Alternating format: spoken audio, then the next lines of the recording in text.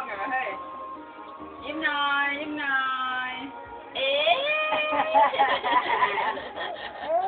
นั่งลงนั่งลงนั่งลงนั่งนี่นั่งนี่กินอะไรพวกเนี้ยเอาออกจากตู้เย็นมาเอามาที่หลังได้เลยดิยิ้มเลย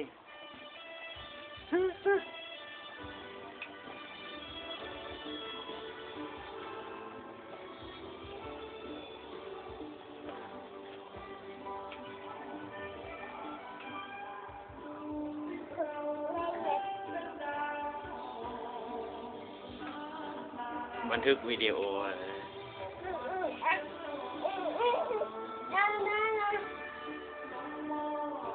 ข้าวหอมข้าวหอม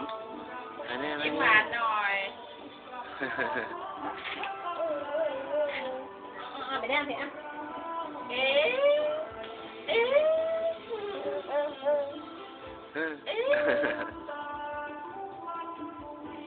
ไปตึ้งๆนะไปตึ้งๆ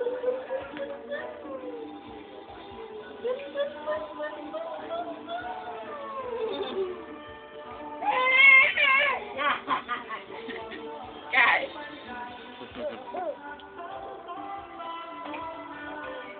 ไปเอวเอวเอวไปไปบ๊ายบายเลยบ๊ายบายเลยบ๊ายบายไปไปที่ไหนไปไปไปนั่งลงนั่งลง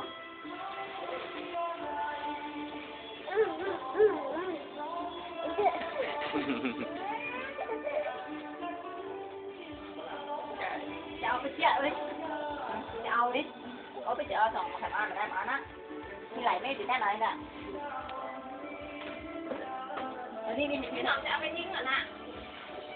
เอาดิแกะแกะแกะตัวแกะแกะพอหรือเปล่าเนี่ยสีเหลืองๆเนี่ยมันจะเหมาะถ้าใส่ไอ้เนี่ยเคยหันรัดที่เป็นแบบนั้นตัวก่อยเขาใส่น้อยเดียวนั่นน่ะเป็นเหลืองนะเป็นเอานี่แกที่ได้มาขอดอกกระปีกระใสดอกนี้กระใสก็ได้ยินเช่นแก่ผมมีละปูนะเอามานี่ไม่จะเหลืองนะอันนั้นพี่หนอมจะทิ้งเหรอน่ะเอาแล้วกับกว้างเลยค่ะเม็ดมันน่ะตุ่มเนี่ยตุ่มเนาะ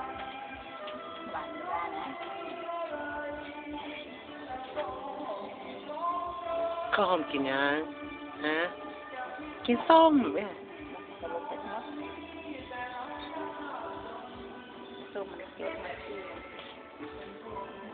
เอาขี้เราไหมขี้นะนี่นะแต่กินกับแม่ขี้ว่าเปรี้ยวลูกมาขี้เลยก่ะ